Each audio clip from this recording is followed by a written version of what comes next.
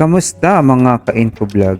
Sa video na ito ay ipapakita natin ang mga agila kung paano sila makakuha ng pagkain na talaga namang kakaiba at nakakagulat.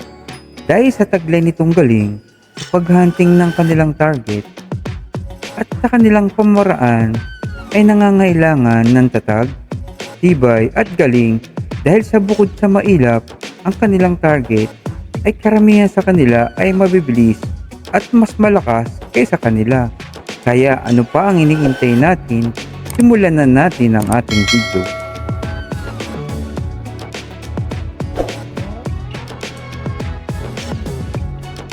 Sa una nating video ay ang Golden Eagle na matyaga niyang pag-target sa itik na nasa lawa.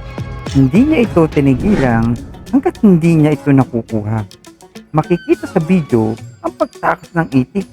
Ngunit sa galing ng agila ay hindi na nakawala ang itik sa pangatlong pagkakataon. At ang itik ay naging biktima ng Golden Eagle.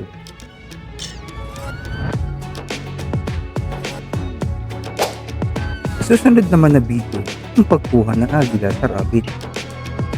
Mula sa taas ay kukuhanin ng agila ang kanyang pagkain. Pagpasdan kung gaano kagaling ang agila.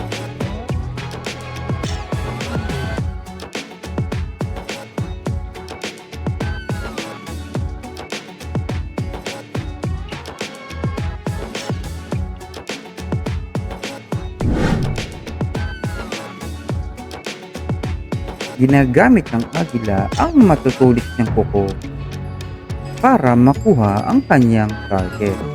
At siguradong wala itong kawala kapag nadagit ito.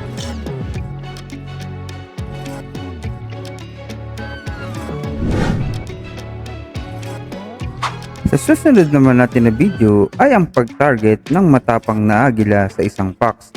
Pilit nakikipaglaban ng fox sa agila pero hindi magpapatalo ang agila.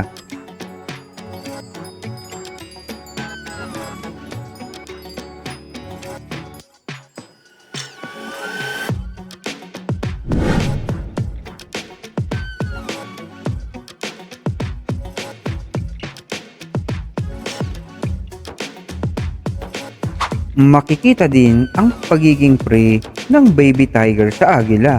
Kakaiba ang pagkakataong ito, nakakaawa ang tigre pero kailangang kumain ng agila at ito ang napili niyang target.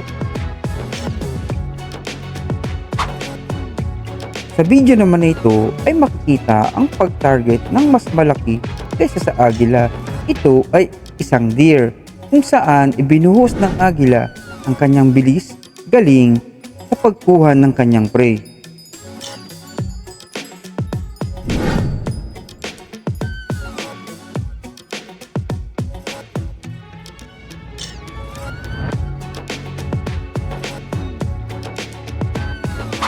Sa susunod naman na video ay ang pagkuha ng prey na isda habang nasa tubig. Inaabangan ito ng agila at timing para maisagawa niya ang pagkuha nito.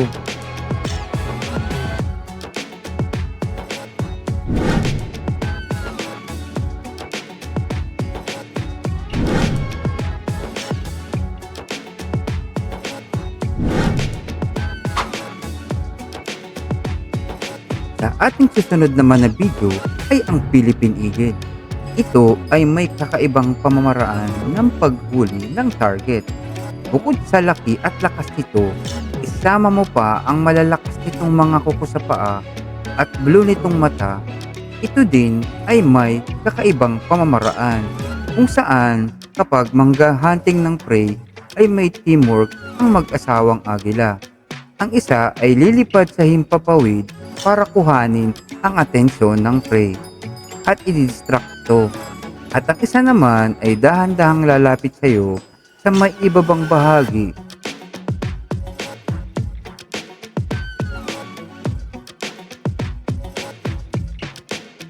Habang nasa himpapawid ang isa naman ay nasa babang bahagi para makuha ang target.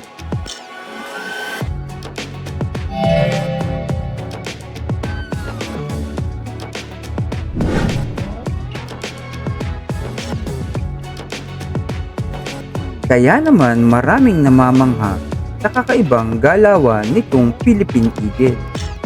Ikaw, ano ang comment mo? Paki-comment sa comment section, paki-like and subscribe na din para sa ating mga susunod na video. Maraming salamat!